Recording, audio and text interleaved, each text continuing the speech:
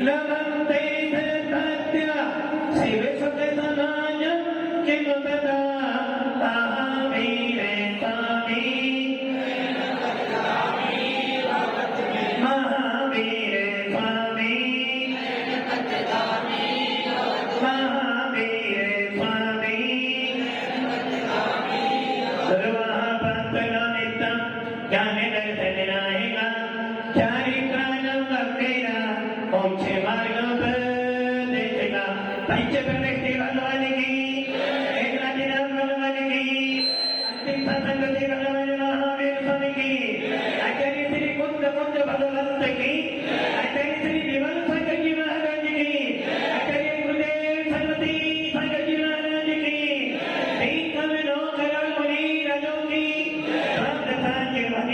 माता की परम पूज्य अध्यात्म विरासत दत्ताचार्य गुरुदेव श्री सुंदर सागर जी गुरुदेव की समस्त आचार्य सब की जय करा गुरुदेव का भव्य आत्मा भगवान महावीर का सिद्धांत है जियो और जीवे। हम सब लोग अच्छी तरह से करते हैं। यदि पूछा जाए आप शाकाहारी हो, आप शाकाहारी हो, तो आपको डाउट होगा कि मैं शाकाहारी हूं या नहीं। हम भगवान महावीर के शासन में जी रहे हैं, हिंसा परमो धर्म का पालन करते हैं, श्रद्धा रखते हैं, मानते हैं, विचार करते हैं। उसके बाद भी यदि कोई आपसे पूछे कि आप शाकाहारी हो, तो पूछने वाला अकलमंद ज्ञानी नहीं। कोई साहूकार हो, अगर उससे पूरी तरह मकान है, तो सामने वाला कहेगा एक तरफ तुम उसे साहूकार कह रही हो और उससे तो तेरा मकान है।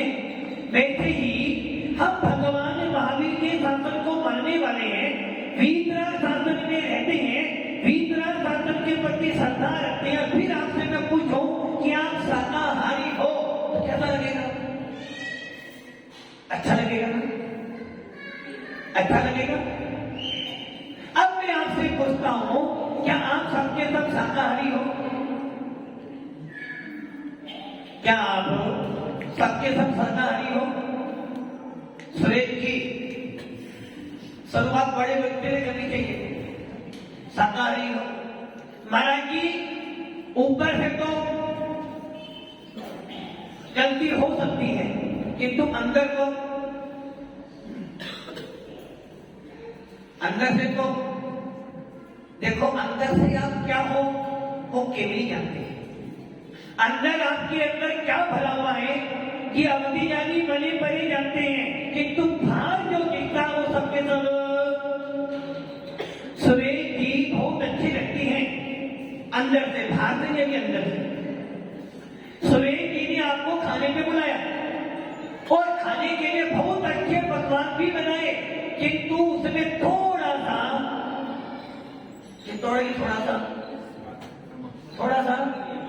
नहीं, नमक ज्यादा था। कम की बात मत ज्यादा था। बताओ क्या हो गया? अरे नहीं, सुरेश की आंखें तो बहुत बड़ी है, खाना तो बहुत अच्छा था, किंतु थोड़ा सा आधी नमक बराबर होगा और खाने में 4 वस्तुएं होती, नहीं भाई खाना तो। वैसे ही कुंद स्वामी कहते हैं, अंदर तेरे क्या भरा हुआ है वो ज्ञानी ही जान सकता है। तेरा भार कैसा है ये तुझे दिखाना पड़ेगा। हम लोग जैन हैं। अब मेरा सवाल आप लोगों से ही है, आप लोग जैन हो, अभी तो भैया जैन हो ना? कोई व्यक्ति मंदिर नहीं जाता है, अभिषेक नहीं करता है, मुनियों को नमस्कार नहीं करता है, स्वाध्याय नहीं करता है, उसे आप जैन कहोगे? जैन नहीं कहोगे क्योंकि दिखता नहीं है। दुकान तो बहुत बड़ी है, लेकिन भैया दुकान बहुत बड़ी है, किंतु मकान तुमको मैंने माल कुछ भी नहीं किया, बोलो क्या करोगे? दुकान बहुत बढ़िया है, माल से भर भी दिए, किंतु कोई ग्राहक क्या करोगे? दुकान से मतलब क्या है? दुकान खोली है तो आमदनी होनी चाहिए। अधिकेन गुण मिला है तो आपको अपना कर्तव्य करना चाहिए।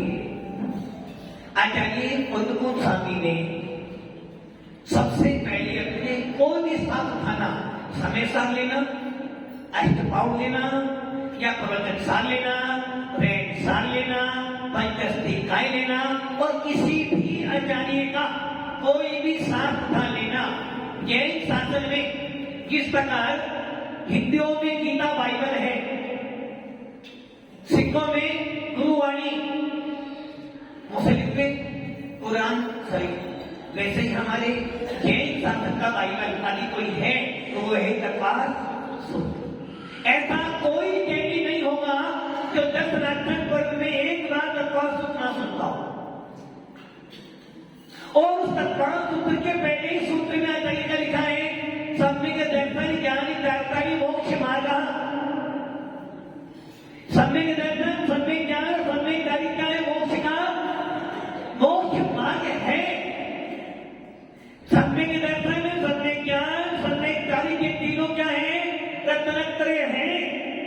इसी बात को आचार्य कुंदकुंद स्वामी प्रवचन सार में कहते हैं कि भगवान हे आत्मन, हे ज्ञानी, यदि तुझे मोक्ष प्राप्त करना है तो क्या करना पड़ेगा? पंकज जी,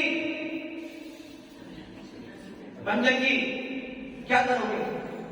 मोक्ष में जाना है, क्या करोगे? पंकज जी का ध्यान नीचे था। वो कह रहे थे महाराज ऊपर जाने के लिए अभी दे रहे, तो अभी मैं नीचे इसलिए देख रहा हूं कि नीचे मैंने बहुत दुख सहन कर लिया, मुझे ऊपर मध्य लोक में बैठे हैं। ये जो छुपाया है अपना, इस पर्याय से आप कहीं भी, अब आप ये विचार करो, मोक्ष जाने के लिए जरूरत किस किस की है? रत्नत्रय, सम्यक दर्शन, ज्ञान और चारित्र, ये रत्नत्रय है। और ये रत्नत्रय कहाँ मिलता है? सुरेश जी, कहाँ मिलता है? क्योंकि मैं ढूंढ रहा हूं, ढूंढते ढूंढते 36 साल हो गए, अभी तक मेरे को मिला नहीं। ये रत्नत्रय कहाँ मिलता है? कौन से बाजार में, कौन से नगर में, कौन सी दुकान और कौन से व्यक्ति से मिलता है? आपसे भी मुझे, आपसे मिला। अब ऐसा चला आपने अंदर से, अंदर से मिलता है। अच्छा, भावना होगी तो अंदर से आ जाएगा। चलो आपकी बात अभी मान लेते हैं कि यदि भावना होगी तो अंदर से बाहर, तो अभी आपके अंदर है या नहीं है? अभी आपके अंदर है। अच्छा, भावना बनी नहीं अभी? भावना बन गई? कोशिश कर रहे हैं, कोशिश कर रही है। मतलब कि आचार्य कुंदकुंद स्वामी प्रवचन सार में, नियम सार में कह रहे हैं, और हमारे पूज्य पास स्वामी सर्वार सिद्धि लिखते समय कह रहे हैं, एक भक्ति की दया बोले भगवान आत्म कल्याण करना चाहता हूं, शांति प्राप्त करना चाहता हूं, कोई उपाय बता दो। पूज्य पास स्वामी कहते हैं मुनि मंडली के बीच में बैठे हुए इस प्रकार तारों के बीच में चंद्रमा सुशोभित होता है, वैसे ही वो पूज्य पास स्वामी मुनि मंडली के बीच में विराजमान थे। एक भक्त जी पहुंच गया, पूछा भगवान बहुत दुखी हूं, कोई तन दुखी, कोई मन दुखी, कोई धन दुखी दिखे। हे भगवान, संसार में सब दुखी हैं, किंतु बांसवाड़ा के लोग दुखी नहीं है। खाने के लिए अच्छा मिलता है, सवेरे मिलता है, दिन में मिलता है, शाम को मिलता है, और कभी कभी तो रात की व्यवस्था भी बन जाती है। घूमने के लिए गाड़ी भी है और साथ में जाने के लिए गाड़ी भी है। अच्छे से अच्छा, हाँ मोबाइल की तरह मोबाइल भी अच्छा मोबाइल भी है, और पहनने के लिए अच्छे से अच्छे कपड़े भी है, और यहाँ जाते हैं मान लो हमारा सम्मान भी, तो दुख का दुख है का। किंतु आचार्य कुंदकुंद स्वामी कह रहे हैं संसार में अधिक सुख होता जो संसार में से सुख होता तीर्थंकर को।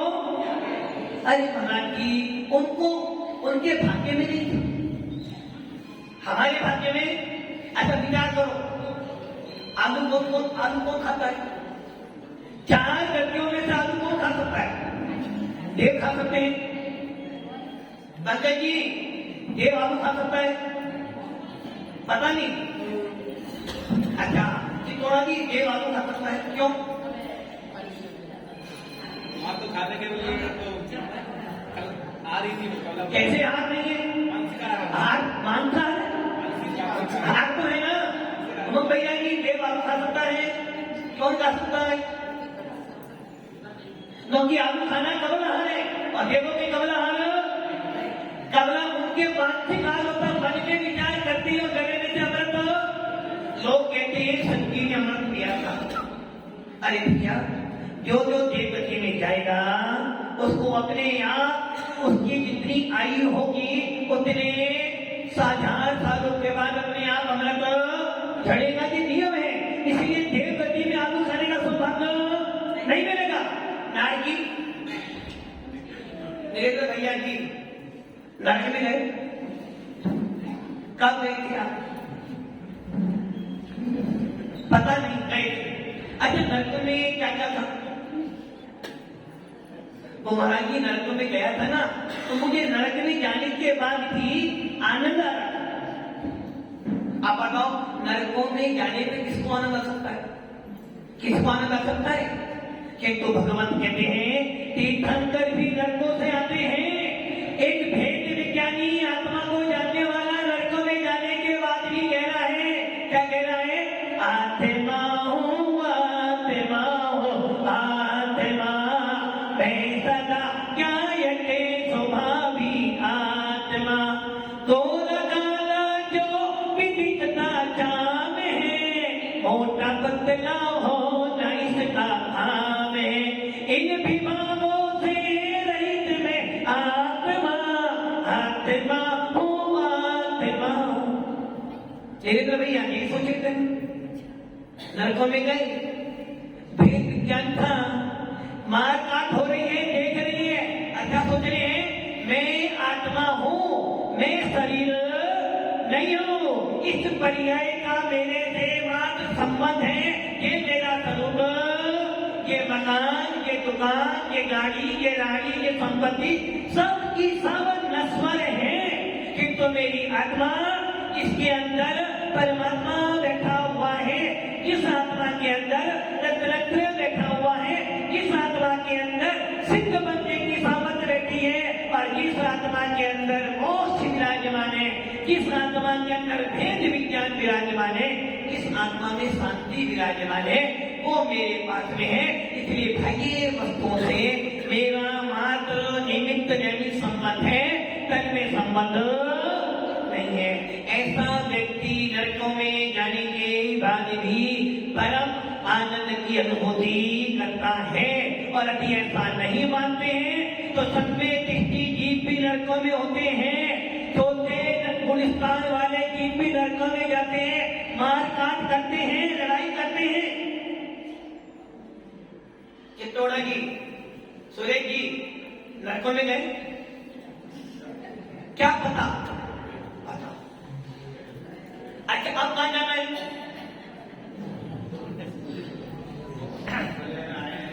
अब कहां जाना है? सर देख लो, कितने सियाने लोग हैं, इसलिए कहते हैं बढ़िया चमड़ी जाए जिनको दबड़ी। वही बात कहने सुने की बना कि नरकों में गया था, मुझे नहीं पता, किंतु ये पता है स्वर्ग में जरूर। अरे भक्ति आत्माओं, भगवंत कह रहे हैं नरकों पे गए, निगोदियां बने, यहां तक कि मोक्ष में भी गए। विक्की भैया मोक्ष में गया, विक्की भैया मोक्ष में गए। देखो भैया, हमने सुना है कि मोक्ष में जाने के बाद माता कहती है कि जो मोक्ष में जाता है वापिस आता नहीं। आप वापिस आ गए, बड़ा देखो कम से कम इस बांसवाड़ा के अंदर ये तो देखा तो मिला कि एक व्यक्ति मोक्ष जाने के बाद भी वापिस आ गया, जबकि हमारे आदिनाथ एक बार मोक्ष में गए वापिस, भगवान महावीर मोक्ष में गए वापिस। और हमारे विक्की भैया जो आचार्य सरस्वती सागर जी महाराज के जन्म स्थली से हैं, जो आचार्य सरस्वती सागर महाराज के कुल में पैदा हुए और वो मोक्ष से भी वापिस सुरेश जी आचार्य है कितने में क्या था? सुरेश जी कहते हैं कि ऊपर गए थे और जब ऊपर गए जैसे ट्रेन का अगर कोटा होता है तो इतनी सीट फुल हो गई, अब आपका रिजर्वेशन कैंसिल। वैसे ही सुरेश जी कहते वो ऊपर गए और ऊपर हाउसफुल था, भैया अभी तो नीचे जाओ, अभी आने में देर। मतलब कि मोक्ष में जाने के बाद कोई वापिस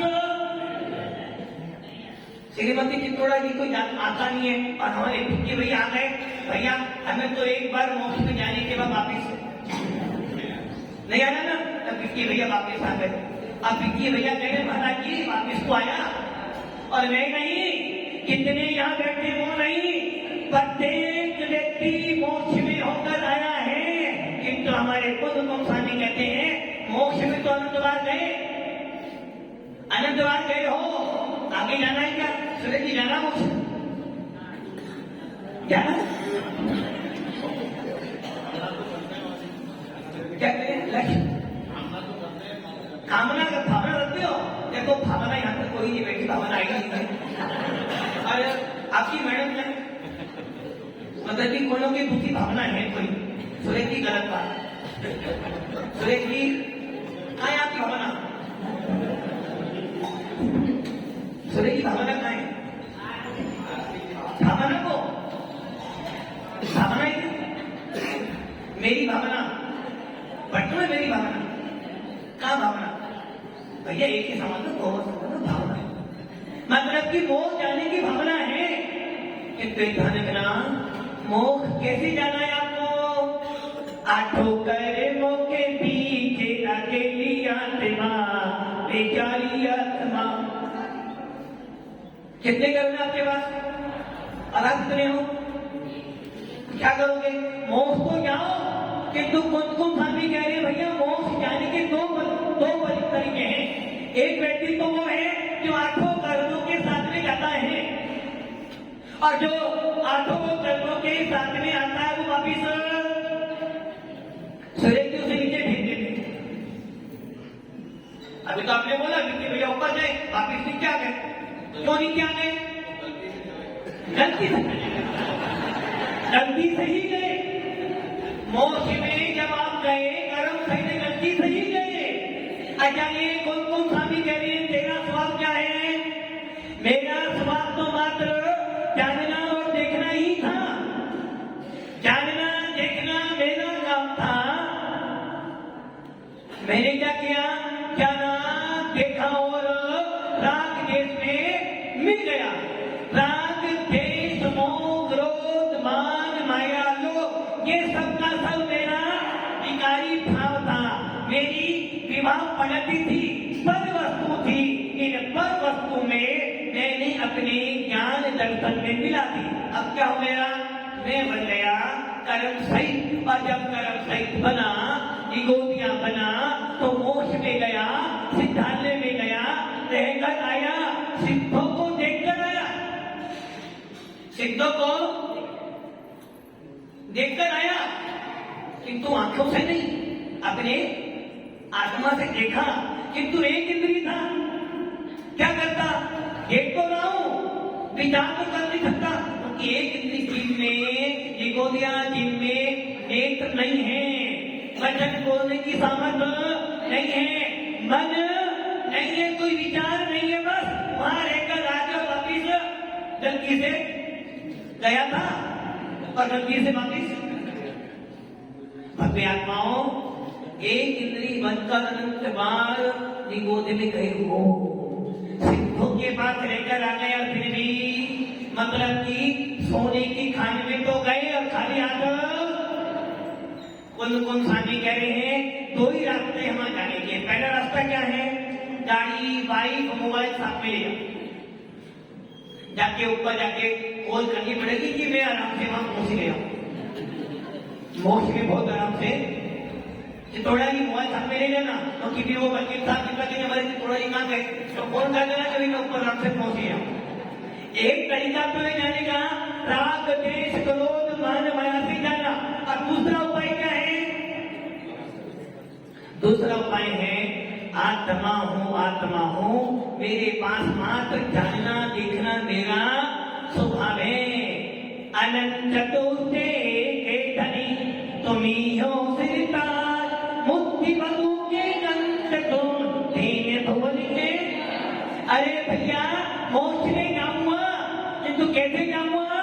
आठों कर्मों से रहित होकर अनंत ज्ञान, अनंत दर्शन, अनंत सुख, अनंत मेरी चार चतुष्टे 8 गुणों से सहित होता हुआ निकम्मा बनकर। कैसा बनकर? निखिल भैया निकम्मे हो? नहीं हो? अच्छी बात। हाँ भैया पाठ वाला भाई निकम्मे हो? निकम्मे हो? नहीं ना, महाराज जी निकम्मा का कीमत तो काम करता रहता हूँ। हाँ सुरेश आप निकम्मे हो? पता लग रहा है निकम्मा। महाराज मुझे निकम्मा, और मुझे सेवा प्रकृति का तो निकम्मा करिए। उमंग भैया जी आप निकम्मे हो? निकम्मी हो? देखो एक धर्मचारी निकम्मा और आप निकम्मे नहीं हो। हाँ वो तो महाराज जी क्या काम करते हैं? कमाते हैं नहीं, कुछ काम करते नहीं, फ्री का खाते हैं, तो निकम्मी तो है। देखो समाज का खाते हैं, समाज के बीच में रहते हैं, समाज के कपड़े पहनते, समाज की बिल्डिंग में रहते, तो निकम्मी तो है। और पूजा भी करनी हो, पंकज की समझी चाहिए, हमें पूजा करनी है, निकम्मी तो क्या करते हैं हम लोग? सूर्य जी सही है ना? और सूर्य जी तो बेचारा सूर्य से लगते रात में जब आते हैं फिर कह रहे हैं कि मन निकम्मे। अरे भैया कितनी निकम्मे बन जाओगे, सिद्ध बन जाओगे। निकम्मा अर्थ गुणा किन क्यों कर्म सिद्ध। आचार्य नेमीचंद की दर सूचने में कहते हैं निकम्मा किस चीज को निकम्मा बनना है? आप निकम्मे या निकम्मे कौन सा है? निकम्मे का अर्थ निकाल दी है जिन्होंने अपनी आत्मा में से ज्ञानावली, रत्नावली, वेदनी, मोहिनी, आयु नाम वो दो अंतराय जिन्होंने 8 कर्मों को नष्ट कर दिया है, जिन्होंने जन्म मरण को नष्ट कर दिया है, जिन्होंने राग देश को नष्ट कर दिया है, और जो सिद्ध भगवान बन गए हैं, आश्रयी बन गए हैं, ऐसे सिद्धों को नमस्कार करते हैं। और वो ही निकम्मे। सुरेखी बनना अब तो बनना बात हो जा रहे निकम्मा बनना है ना। अब पहले मना कर रहे थे ना, और हमारे मुंह में तो निकम्मे ही है, हमारा कोई काम तो है नहीं। अरे भैया सबसे बड़ा काम यही है अपनी आत्मा को आत्मा में स्थित करना सबसे बड़ा काम है।